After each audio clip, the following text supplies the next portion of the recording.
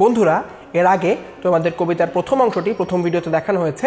এখন আমরা কবিতার বাকি অংশ নিয়ে তোমাদের সামনে হাজির হয়েছি বন্ধুরা। তো মা কবিতার পরের অংশটুকু হচ্ছে, পাঠশালা হতে যাবে ঘরে ফিরি যাব সবে, কত না আদরে কোলে তুলি নেবে মাতা। এখানে বোঝানো হয়েছে পাঠশালা অর্থাৎ প্রত্যেকটি সন্তান, তোমরাও স্কুলে যাও, আমরাও স্কুলে গিয়েছি। তো এই যে পাঠশালা হতে যাবে ঘরে ফিরি যাব সবে, অর্থাৎ তোমরা যখন পাঠশালা বা স্কুল থেকে বাসায় ফেরো তখন তোমার মা তোমার জন্য যেমন অপেক্ষাটি করে, সেই অপেক্ষাকেই বলা হচ্ছে এখানে পাঠশালা হতে যাবে ঘরে ফিরি যাব সবে, কত না আদরে কোলে তুলে নেবে মাতা। অর্থাৎ তোমরা যখন স্কুল থেকে বাসায় ফেরো তখন তোমাদের মা যখন বাসায় অপেক্ষা করে, তখন তোমাদেরকে স্বাগতম জানানোর জন্য তিনি যে তোমাদের আদরটি করে বা খুব আদরে কোলে তুলে নেয়, সেটিকেই বলা হচ্ছে পাঠশালা হতে যাবে ঘরে ফিরি যাব সবে, কত না আদরে কোলে তুলে নেবে মাতা। এরপরে রয়েছে, খাবার ধরিয়া মুখে শুধাবেন কত সুখে, কত আজ লেখা হলো পড়া কত পাতা। বন্ধুরা, তোমাদের সাথে এটি হয়েছে না? তোমরা যখন স্কুলে যাও, স্কুল থেকে ফেরো, স্কুল থেকে ফেরার পরে খাবার ধরিয়া মুখে অর্থাৎ তোমাদের খাবার খাওয়ানোর জন্য মা ব্যস্ত হয়ে যান না? ঠিক সেটি খাবার ধরিয়া মুখে অর্থাৎ খাবার খাওয়ানোর অবস্থায় শুধাবেন কত সুখে, কত আনন্দ নিয়ে মা জিজ্ঞেস করবেন যে আজকে কত লেখা হলো, কত পড়া হলো, কত পড়াশোনা, কী পড়াশোনা হলো বা কী লেখা হলো, সেগুলো আমাদের মারা জিজ্ঞেস করে থাকেন। এরপরে হচ্ছে, পড়ালেখা ভালো হলে দেখেছো সে কত ছলে, ঘরে ঘরে মা আমার কত নাম করে। অর্থাৎ বন্ধুরা, তোমরা যখন স্কুলে খুব ভালো রেজাল্ট করো বা তোমরা যখন ফার্স্ট সেকেন্ড থার্ড হও বা যখন তোমরা খুব ভালো রেজাল্ট করো বা পড়াশোনায় খুব ভালো হও বা তোমার শিক্ষকরা যখন তোমার ব্যাপারে প্রশংসা করে তোমার মায়ের কাছে, সেটি তোমার মা কত সুন্দর করে চারিদিকে বলে বেড়ায় বা সবাইকে গর্ব করে বলে যে আমার ছেলে এটি করেছে, আমার ছেলে সেটি করেছে, সেটি এখানে বোঝানো হচ্ছে। পড়ালেখা ভালো হলে অর্থাৎ তুমি যদি পড়ালেখা ভালো করে করো, দেখেছো সে কত ছলে, কত রকমভাবে, কত বিভিন্নভাবে সে ঘরে ঘরে মা আমার কত নাম করে, ঘরে ঘরে গিয়ে কতবার বলে যে আমার ছেলে কত ভালো। এরপরে বলে, মোর খোকামণি হীরা মানিকের খনি, এমনটি নাই কারো শুনে বুক ভরে।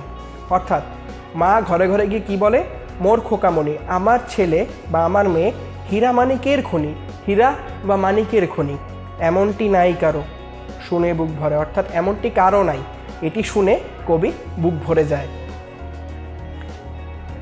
দিবানিশি ভাবনা কিসের ক্লেশ পাব না, কিসে সে মানুষ হব বড় হব কিসে, বুক ভরে ওঠে মার ছেলেরই গরবে তার, সব দুঃখ সুখ হয় মায়ের আশিসে।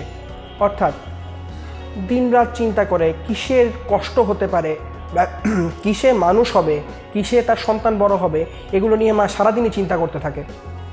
তাছাড়া বুক ভরে ওঠে মার ছেলেরই গরবে তার, মায়ের বুক ভরে ওঠে যখন তার ছেলে কোনো কিছু করে এবং সেটি নিয়ে তার মা অনেক বেশি গর্ব করে। যে কোনো মাই তার সন্তানের ভালো কাজ নিয়ে খুব গর্ব করে। সব দুঃখ সুখ হয় মায়ের আশিসে, সব ধরনের দুঃখ সুখে রূপান্তরিত হয় যখন মায়ের আশীর্বাদ সাথে থাকে, সেটিকেই বোঝানো হয়েছে।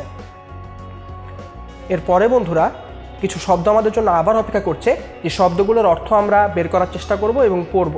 প্রথম শব্দটি হচ্ছে যবে। যবে শব্দের অর্থ হচ্ছে যখন, অর্থাৎ যখন বলতে এখানে যবে বোঝানো হয়েছে। এর পরের শব্দটি হচ্ছে ছলে। ছলে শব্দের অর্থ হচ্ছে কৌশলে, অর্থাৎ বিভিন্ন ছলে বা বিভিন্ন কৌশলে একটি কাজ করা, সেটিকে এখানে ছলে বলা হয়েছে। এর পরের শব্দটি হচ্ছে নাম।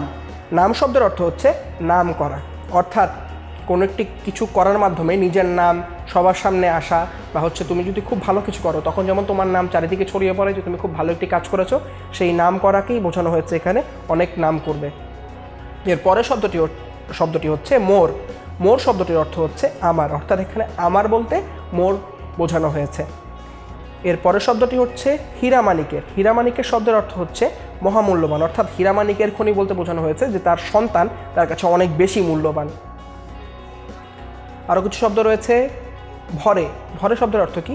পূর্ণ করে, অর্থাৎ কোনো কিছু ভরে ফেলাকে এখানে বোঝানো হচ্ছে, পূর্ণ করে বলতে ভরে বোঝানো হয়েছে। এর পরের শব্দটি হচ্ছে দিবানিশি। দিবানিশি শব্দের অর্থ হচ্ছে দিন রাত, অর্থাৎ দিবা অর্থ দিন এবং নিশি অর্থ রাত, দুটো মিলে দিবানিশি বা দিন রাত। এর পরের শব্দটি হচ্ছে ভাবনা। ভাবনা শব্দের অর্থ হচ্ছে নাম করা, অর্থাৎ ভাবনা করা বা নাম করা। এর পরের শব্দটি হচ্ছে ক্লেশ। ক্লেশ শব্দের অর্থ হচ্ছে দুঃখ বা কষ্ট, অর্থাৎ দুঃখ বা কষ্টকে এখানে ক্লেশ বলতে কবি বুঝিয়েছেন। গরবে। গরবে শব্দের অর্থ কি? গরবে শব্দের অর্থ হচ্ছে গর্বে, অর্থাৎ গর্বে সেই জিনিসটিকে আমরা গরবেও লিখতে পারি। একই অর্থ দুটিই বোঝায়, এই কারণে কবি এখানে গরবে ব্যবহার করেছেন, যার অর্থ হচ্ছে গর্বে। এবং সর্বশেষ আশিসে। আশিসে শব্দের অর্থ হচ্ছে আশীর্বাদ বা দোয়া করা। আশীর্বাদ করা বা দোয়া করা, আমাদের মারা আমাদের জন্য সবসময় দোয়া করে বা আশীর্বাদ করে, সেটিকে এখানে কবি আশিসে বলতে বুঝিয়েছেন।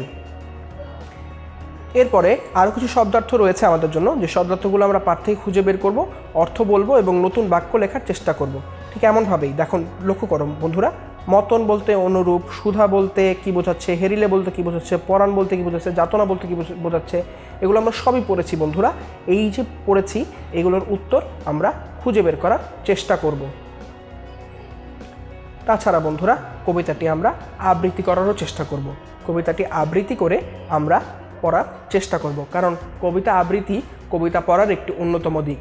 কবিতা আবৃত্তি জানা খুব ভালো একটি দিক, তাই কবিতাটি আবৃত্তি করি বা আবৃত্তি করার চেষ্টা করি।